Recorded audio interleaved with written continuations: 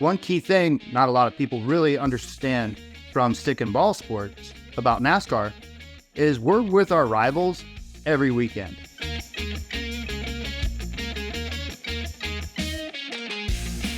Hello, everyone. Welcome to Cup Connection. I'm Mike Massaro, and we are so fortunate to have one of NASCAR's 75 greatest drivers with us today. Kurt Busch is here.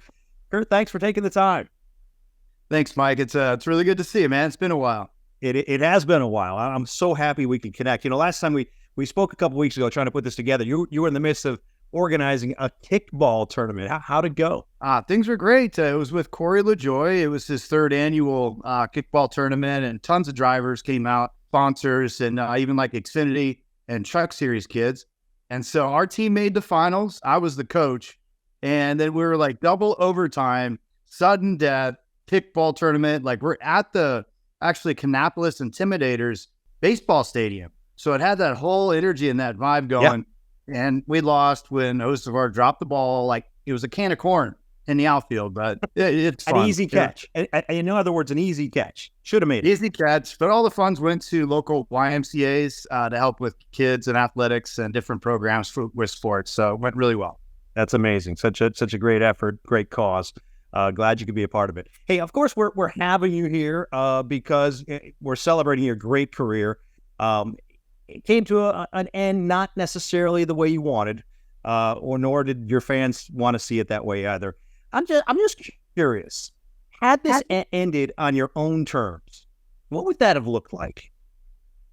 It would have been these final few races right now. Would have been my last 3 or 4 races. Hopefully, I would have been playoff eligible and made a run through the playoffs. But right now, Tyler Reddick has got the 45 car right on the brink of the Final Four. And so this is where I would have been, I hoped. A teammate with Bubba Wallace, racing with 2311. And these would have been my final few races. And so they just came to an end, 18 months before.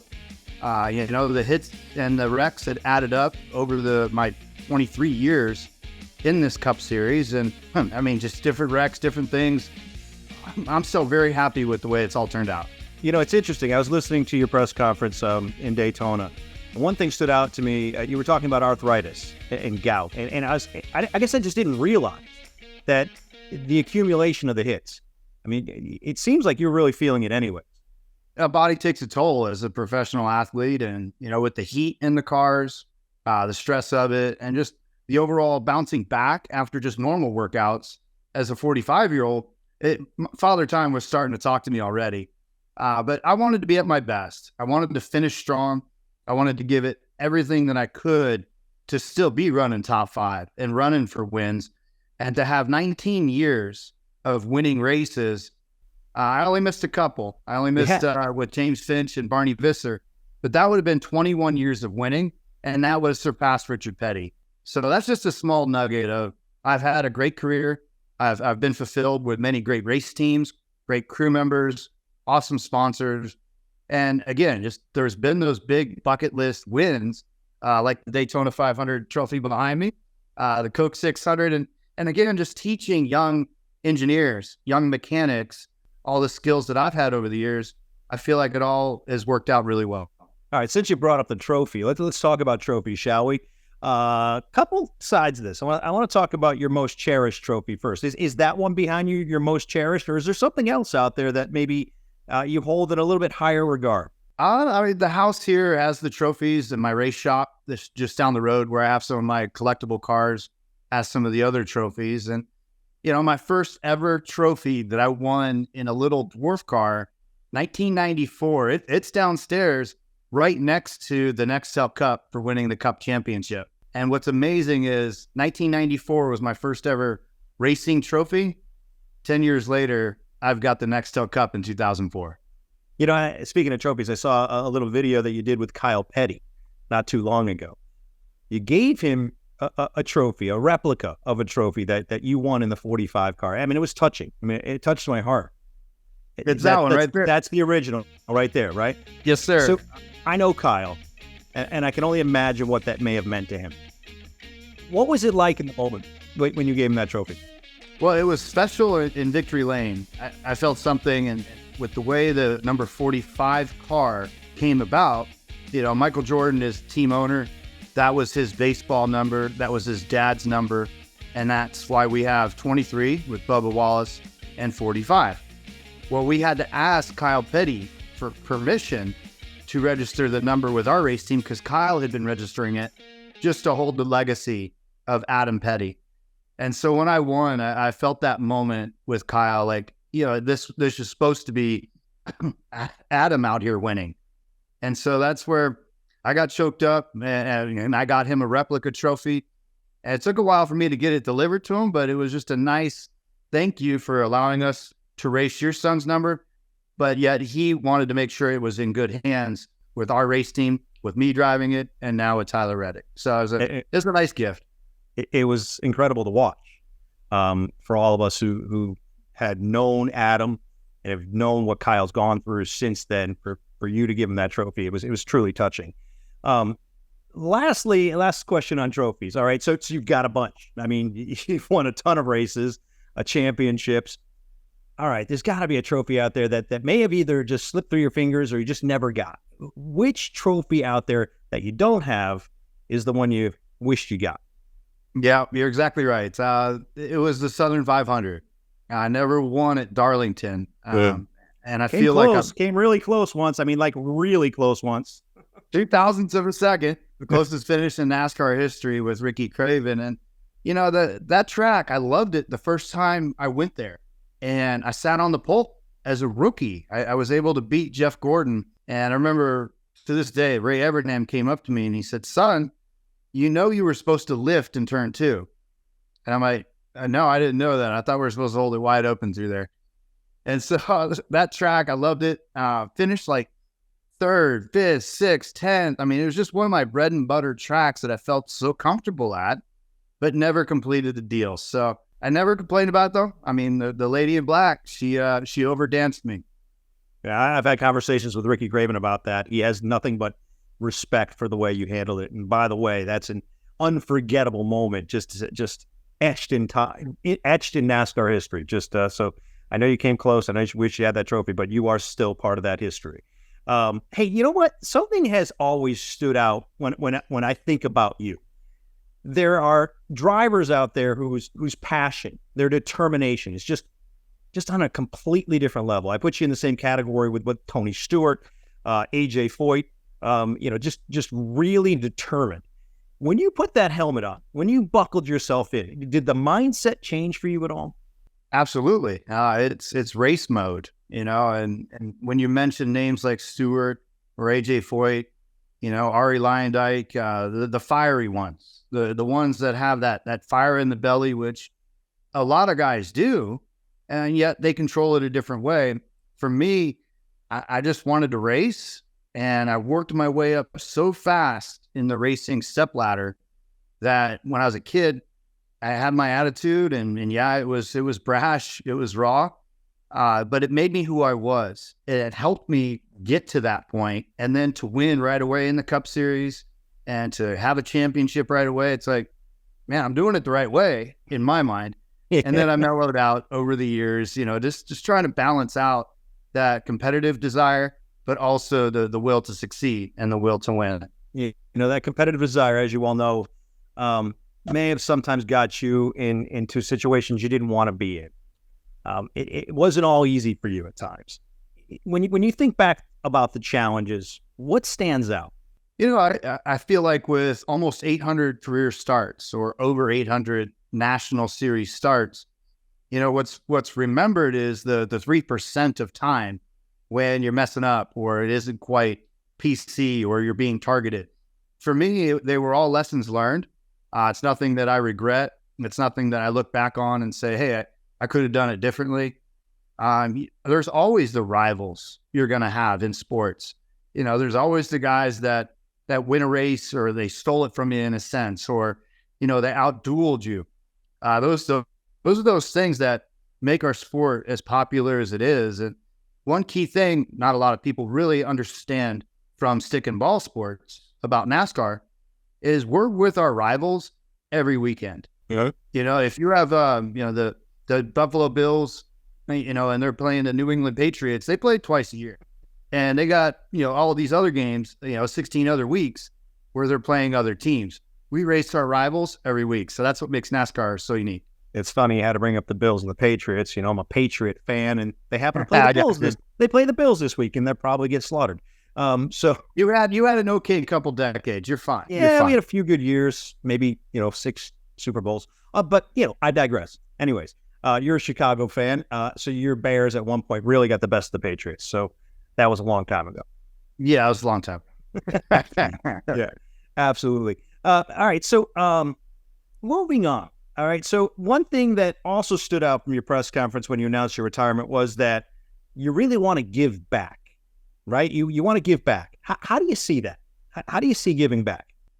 Key thing for me has been the influence that the military has made on me. Our NASCAR group is very patriotic. You see that, every race, especially the Memorial Day weekend in Charlotte. And my trips to Walter Reed, Bethesda Medical Center, different bases and different spots around the country, the military has really influenced me with the sacrifices they make and the true, like, holy moly, your world has changed when you come back from war and you have these battle scars. Some are external, some are internal with PTS issues. And so for me to give back to our military over the last 3-4 years with a ticket program through Vet Tix, it's 100 tickets to any military, active duty, or veteran. They have the ability to go to a NASCAR race. And so I'm hopeful to work with all the racetracks to have the opportunity for where there's 100 tickets, whether it's a Kurt Busch section or it's just a military section. I just want them to have the opportunity to go, and it's my way to say thank you for your sacrifices and commitment to our freedom.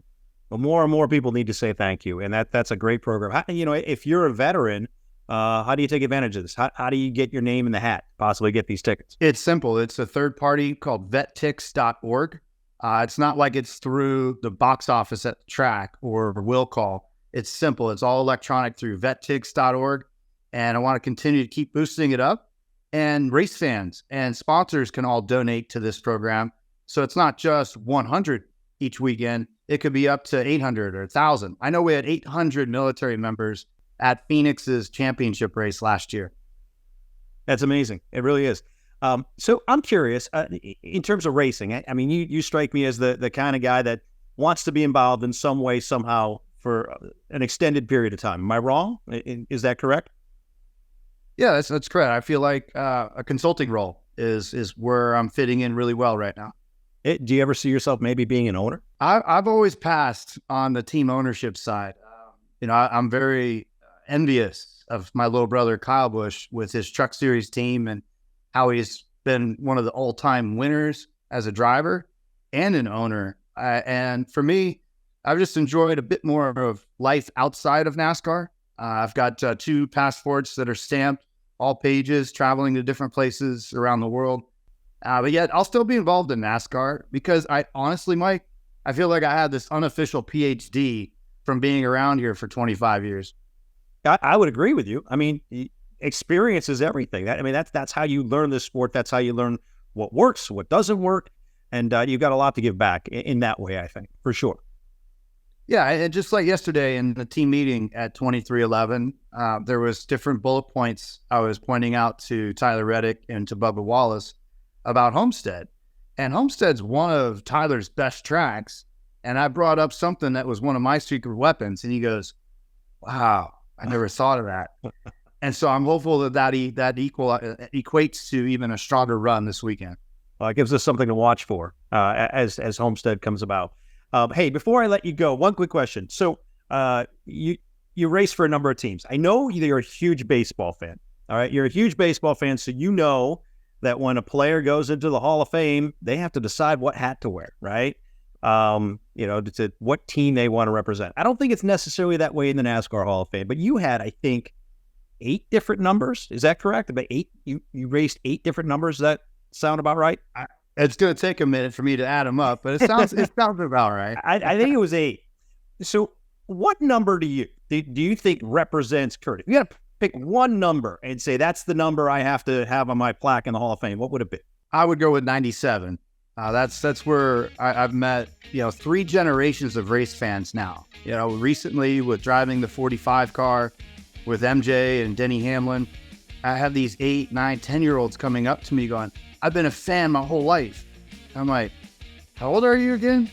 And then the race fans that were part of my championship run, and the fans that were around in my Penske era, and the SHR with winning the Daytona 500. But there's the first generation of race fans that didn't necessarily like me at the beginning. And now they're like, "Man, we were 97 all the way." And with Roush retiring that number when I left, I think it stapled it as mine. And so that would be the one that I would pick as a number.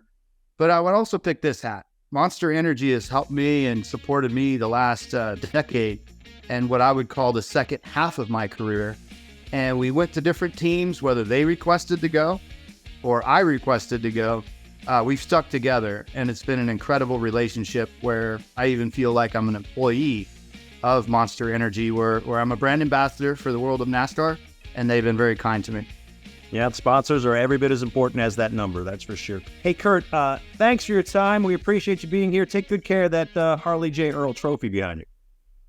You got it, Mike. Thanks again for having me on. And again, it's always fun to go back and watch different videos and all the NBC days that you were part of. Thanks again for the effort you put into NASCAR. Well, I appreciate you saying that, Kurt. Great to see you again. Joining us now is one of the hot rising young stars of the Cup Series, Daniel Suárez. Daniel, great to have you here. You spent a little time in the simulator this week, I've heard. Yeah, Mike, every week, honestly, every week, the simulator has become my second home. I would say that it's been that way in the last 3 or 4 years. It's just been getting more and more important, like nowadays, as you know, in racing, we don't get to test much, and we don't even have practice anymore during the weekend. We only have a 20-minute really like a check down kind of thing. It's not even a real practice because you cannot adjust big things. So the simulator has become a tool that you have to really utilize the best you can along with your engineers, because that's what dictates you how the setup of the car is going to be when you get to the track. And once you get to the track, really, in those 20 minutes, you can only adjust probably 5% of the things that you can actually do to a race car. So you already commit, So it's extremely important, the work that we do during the week. Yeah, it seems incredibly important. Hey, I always want to ask people when they join us here on Zoom, I'm always captivated by the room. Okay, so I see those helmets behind you. What am I looking at? Whose helmets am I seeing? Are those yours? They're mine. All of them are mine. This is my office, so this is actually where I work in my computer. This is kind of like where I study and stuff like that. And yeah, that's my background. Those are old helmets. Those are helmets I don't use anymore. But yeah, all of them are mine. Nice collection. Hey, heading to Homestead this week. Kind of the home game for your co-owner, Pitbull. A little extra pressure maybe going onto his turf? Actually, no. I'm actually very excited. I'm very, very excited to go to Homestead. Homestead is, is one of those places in the United States that I don't know if everyone has this feeling or it's just me, but every time that I go there, I feel like I'm in a different country. Everyone's speaking different languages, Spanish, Portuguese. There is already a lot of Cubans, a lot of Brazilians, a lot of Mexicans. It's just a very, very, very diverse state in Florida, and I love that. I think that's super, super cool. And already Pitbull is gonna be there. We're gonna have some fun there. We always have an amazing time having dinners and just having a great time. I really enjoy going to Miami a lot. Actually, my fiance Julia, she's been there already for a few days, so I'm gonna go catch up with her tomorrow morning. But yeah, I won't call it extra pressure, but yes, extra fun. Does Pitbull pull out a good spread for you when you go to Miami? I mean, he knows a lot of people there. He does a lot of cool things there. I wanna only tell you this. The very first time we raced with Trackhouse in Miami, it was in 2021. People was there already. I was there. I was racing. Our first year in Trackhouse, we didn't have a lot of expectations. We were just trying to see how things went, and we ended up finishing. It was a top 10. I think we finished 10th. I think it was 10th or 11th. It was something like that. It was a pretty good result for us for being new. And people was so excited that he ended up inviting like half of the team to his house, and we had a party over there. It was a great time, man. We have to move our flights to the next day. We have a great time. So you never know. We win that damn race and we may party the entire week. Well, we all know it's not all fun and games, right? You got to get down to business. So let's talk a little bit about it, shall we? Trackhouse. Ross, made the playoffs. You just came just a little bit short, but still a pretty solid season overall. How would you describe the way it's gone throughout 2023? It hasn't been as we were expecting. Last year, I felt that we had a lot of speed and we're making some mistakes here and there as a team. And this year, we started the year the same. We started the year strong, being a little bit smarter as a race team. But then for some reason, we just lost the track, and we just lost a little bit of overall speed. We kept making some mistakes here and there.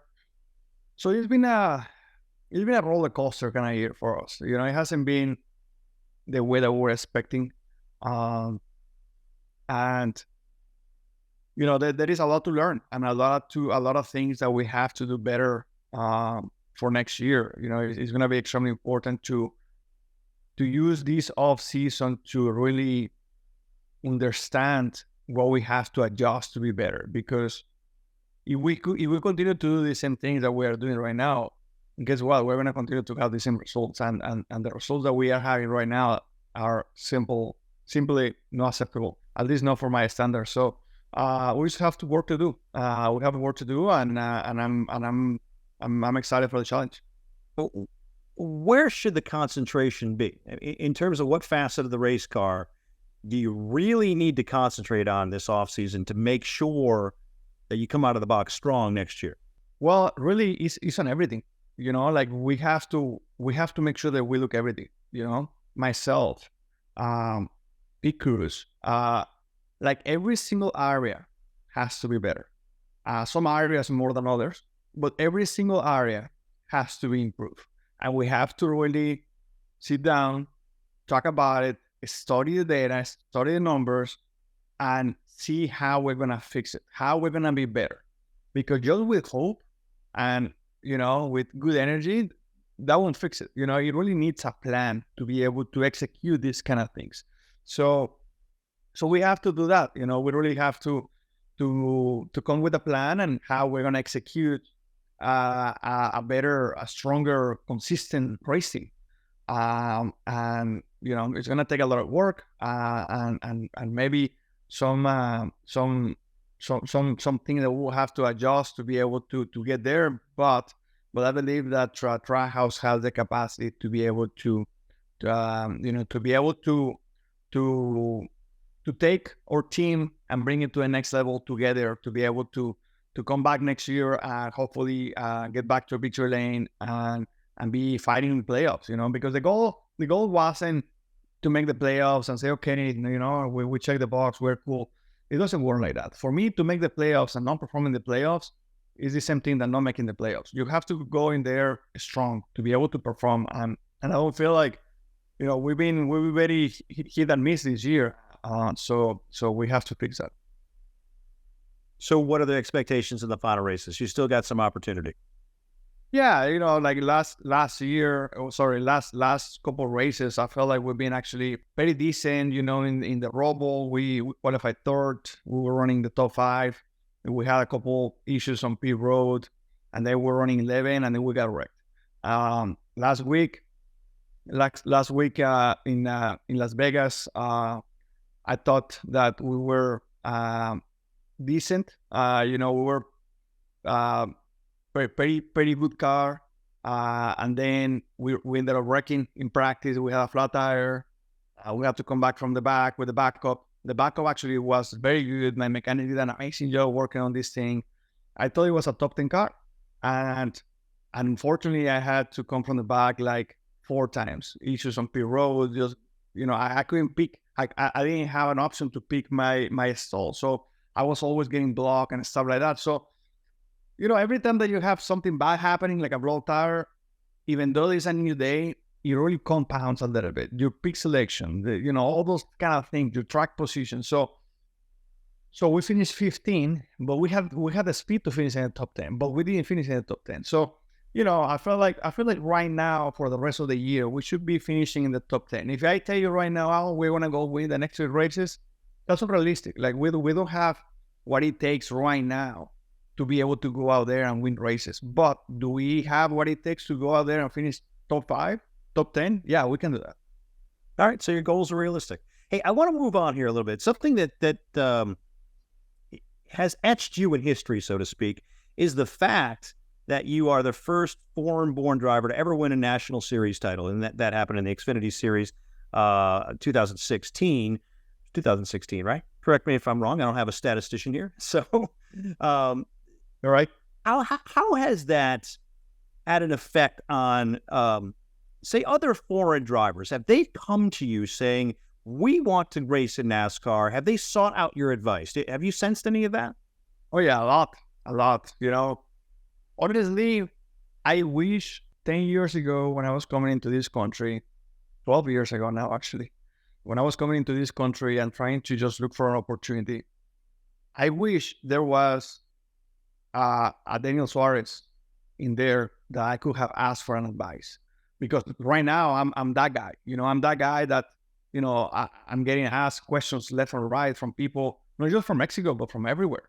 Brazil, and places like this from South America, that it feels so good. It feels so good to be that guy that they can feel comfortable asking questions and seeing that my journey could see that their journey could look very similar to mine at one point. So yeah, I feel like it's an amazing position to be in. Very, very fortunate to be in this position. And I think that the sport is growing a lot. The sport really wants to go more and more diverse and more international.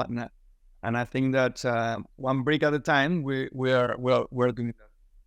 All right, I'm curious. You mentioned your fiance, Julia. For folks out there who don't know, Julia's last name is Piquet. Of course, the daughter of Nelson Piquet, former Formula One champion.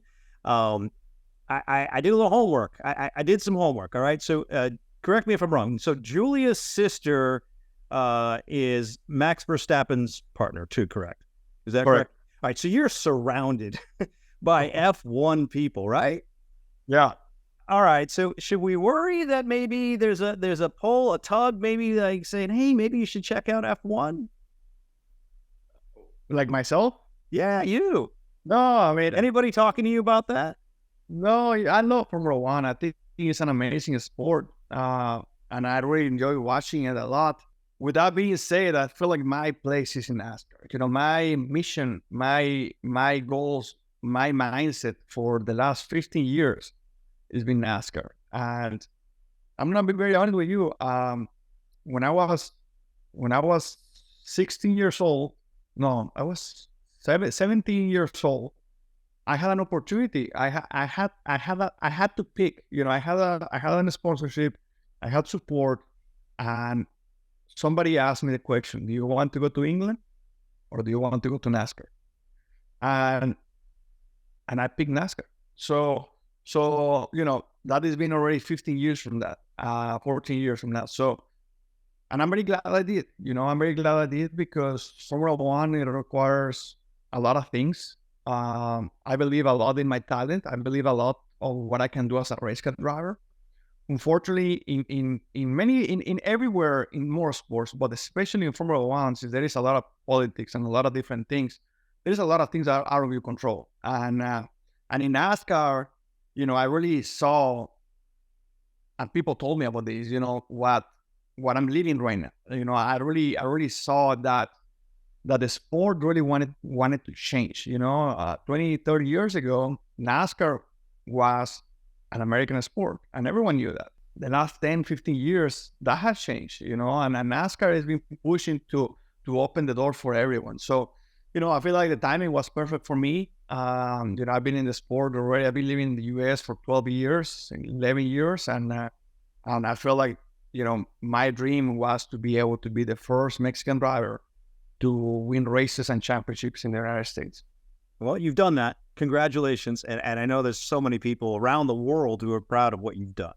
All right. So moving on here. I read that you're auctioning a night off, a night with Daniel Suárez.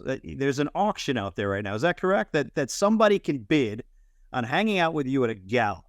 What's that all about? Yeah. So there is a aerial recovery. This group, they're in charge of really helping a lot of people, helping people that they have different disasters, trafficking people. It's just it's a not-profit organization that are doing an amazing things. And Trackhouse believes a lot in aerial recovery. They were actually our sponsor in the Bristol Night Race. I got actually to meet the founder of aerial recovery. So they are gonna have the event is actually aerial recovery event, and Trackhouse was able to get a table, and we're trying to just get some money for this non-profit foundation. And that's what we're doing. Great people, great organization, and I'm happy to be part of it. All right. So if I bid thousands of dollars to spend the night with Daniel Suárez, what am I getting? What are you going to do to entertain me? Give me my money's worth there, Daniel. I won't do anything. Maybe Julia can do something, but I can do it. Well, this dinner, this event is in Nashville, so it's gonna be happening actually the weekend after the last race of the season, and like I said, there's gonna be different activities in this event. The air recovery people are gonna be there. I'm gonna be there. Justin Marks is gonna be there. Ty Norris, president of Trackhouse, is gonna be there. Julia is gonna be there. And to be completely honest with you, I don't really know many of the details of the event just yet because still over a month away. But I know that it's a very nice event, that they're gonna be doing different rifles and different things away in the event, along obviously with dinner. A nice gala in the dinner to be able to raise money. At the end of the day, all this is about raising money for aerial recovery so they can go out there and help people. That's what it's all about. Well, I know people can find out more about it by just going to your what was formerly known as Twitter, your X page. I think that's where I found the information. So I think there's a link on there for folks to check it out. I want to talk to our audience real quick. Folks, thank you so much for joining us here on Cup Connection. We appreciate it. Please hit like, maybe even subscribe to our channel. And of course, always go back and check out some of our archives. We've spoken with so many drivers this year. I can't even name them all, but many of them are still in the playoffs right now. So you can go back and check out their interviews. Hey, Daniel, before I let you go, you still have that Volkswagen Bug? Yes. And it has multiplied. So I have multiplied. You have many Volkswagen Bugs. That's much different than a race car.